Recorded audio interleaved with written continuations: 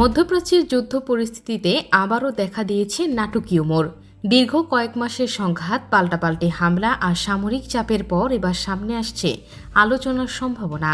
আর সেই আলোচনার কেন্দ্রবিন্দুতে যুক্তরাষ্ট্র ও ইরান।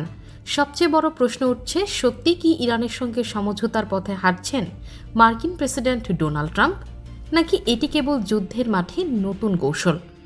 সম্প্রতি হোয়াইট হাউস থেকে ট্রাম্পের বক্তব্যে যুদ্ধ শেষ করার সম্ভাবনার ইঙ্গিত পাওয়া গেছে। তিনি বলেছেন, ইরানের সঙ্গে একটি সমঝোতা হতে পারে এবং হরমুজ প্রণালী নিয়ে একটি চুক্তিও সামনে আসতে পারে। কিন্তু এখানেই তৈরি হয়েছে নতুন প্রশ্ন, কারণ যুদ্ধের ময়দানে সামরিক শক্তি প্রদর্শনের পাশাপাশি যুক্তরাষ্ট্র এখন এমন এক বাস্তবতার মুখোমুখি যা দীর্ঘমেয়াদী সংঘাত চালিয়ে যাওয়ার ক্ষেত্রে বড় চ্যালেঞ্জ তৈরি করতে পারে। আন্তর্জাতিক বিভিন্ন প্রতিবেদনে দাবি করা হয়েছে, ইরানের বিরুদ্ধে দীর্ঘ সময় ধরে পরিচালিত সামরিক অভিযানে যুক্তরাষ্ট্র বিপুল পরিমাণ প্রতিরক্ষামূলক ক্ষেপণাস্ত্র ব্যবহার করেছে। বিশেষ করে দূরপাল্লার প্রতিরক্ষা ব্যবস্থার মজুত নিয়ে উদ্বেগ তৈরি হয়েছে। এমনকি মার্কিন প্রশাসনের পক্ষ থেকেও অস্ত্রের মজুত এবং উৎপাদন বাড়ানোর প্রয়োজনীয়তার কথা উঠে এসেছে। অবশ্য এর অর্থ এই নয় যে যুক্তরাষ্ট্র সামরিকভাবে পরাজিত হয়েছে, বরং বাস্তবতা হলো যুক্তরাষ্ট্রের হাতে এখনও বিশ্বের অন্যতম শক্তিশালী সামরিক সক্ষমতা রয়েছে। কিন্তু একটি দীর্ঘস্থায়ী যুদ্ধের ক্ষেত্রে অস্ত্রের মজুত, উৎপাদন ক্ষমতা, অর্থনৈতিক ব্যয় এবং মিত্রদের ওপর চাপ সবকিছুই গুরুত্বপূর্ণ হয়ে ওঠে। আর ঠিক এই জায়গাতেই ইরানের কৌশল আলাদা। ইরান সরাসরি যুদ্ধ চালিয়ে যাওয়ার পাশাপাশি কূটনৈতিক পথও খোলা রাখছে। তেহরানের পক্ষ থেকে বলা হয়েছে, যুক্তরাষ্ট্রের কাছ থেকে কিছু ইতিবাচক বার্তা পাওয়া গেছে।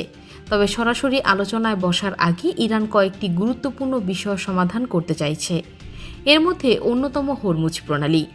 বিশ্বের অন্যতম গুরুত্বপূর্ণ এই জলপথ নিয়ে বিপুল পরিমাণ তেল ও গ্যাস পরিবহন হয়। ফলে হরমুজে অস্থিরতা তৈরি হলে শুধু মধ্যপ্রাচ্যে নয়, পুরো বিশ্বের জ্বালানি বাজারে তার প্রভাব পড়ে।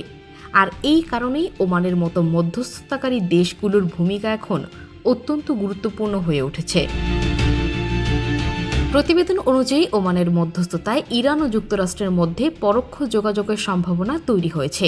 তবে তেহরান এখনও সরাসরি আলোচনার ব্যাপারে সতর্ক। অর্থাৎ একদিকে ওয়াশিংটন বলছে সমঝোতার দরজা খোলা রয়েছে, অন্যদিকে তেহরান বলছে আগে কিছু মৌলিক বিষয় পরিষ্কার করতে হবে। এই অবস্থায় সবচেয়ে বড় প্রশ্ন, কে বেশি চাপে? ইরানও যুদ্ধের কারণে ব্যাপক অর্থনৈতিক ও সামরিক চাপের মধ্যে রয়েছে। দেশটির অবকাঠামো, সামরিক স্থাপনা এবং গুরুত্বপূর্ণ অঞ্চলগুলোতে হামলার প্রভাব পড়েছে। অন্যদিকে যুক্তরাষ্ট্রকেও দীর্ঘমেয়াদী সামরিক উপস্থিতি, বিপুল অস্ত্রের ব্যবহার এবং আঞ্চলিক নিরাপত্তার চাপ সামলাতে হচ্ছে। এর সঙ্গে যুক্ত হয়েছে আরও একটি গুরুত্বপূর্ণ বিষয়, হরমুজ প্রণালীতে বাণিজ্যিক জাহাজ চলাচল। এই জলপথে যে কোনো বড় ধরনের বাধা তৈরি হলে আন্তর্জাতিক বাজারে তেলের দাম বেড়ে যেতে পারে। একই সঙ্গে এশিয়া, ইউরোপ এবং মধ্যপ্রাচ্যের বহু দেশের অর্থনীতিতে চাপ তৈরি হতে পারে। তাই যুদ্ধ থামানোর আলোচনায় শুধু ইরান ও যুক্তরাষ্ট্রের স্বার্থ নয়, সৌদি আরব, কাতার, সংযুক্ত আরব আমিরাত এবং ওমানের মতো আঞ্চলিক দেশগুলোর স্বার্থ জড়িয়ে রয়েছে। তবে কূটনৈতিক তৎপরতার মধ্যেও যুদ্ধের উত্তেজনা পুরোপুরি থামেনি। ইরানের বিভিন্ন এলাকায় বিস্ফোরণের খবর, নিরাপত্তা অভিযান এবং গুপ্তচর বৃত্তির অভিযোগ পরিস্থিতিকে আরও জটিল করে তুলেছে। ইরানের পক্ষ থেকে বিভিন্ন ব্যক্তিকে বিদেশি গোয়েন্দা সংস্থার হয়ে কাজ করার অভিযোগে গ্রেপ্তারের খবরও এসেছে। অর্থাৎ একদিকে আলোচনার টেবিল প্রস্তুত হচ্ছে, অন্যদিকে মাঠে অবিশ্বাস এখনও অটুট। এখানেই ট্রাম্প প্রশাসনের জন্য সবচেয়ে বড় চ্যালেঞ্জ।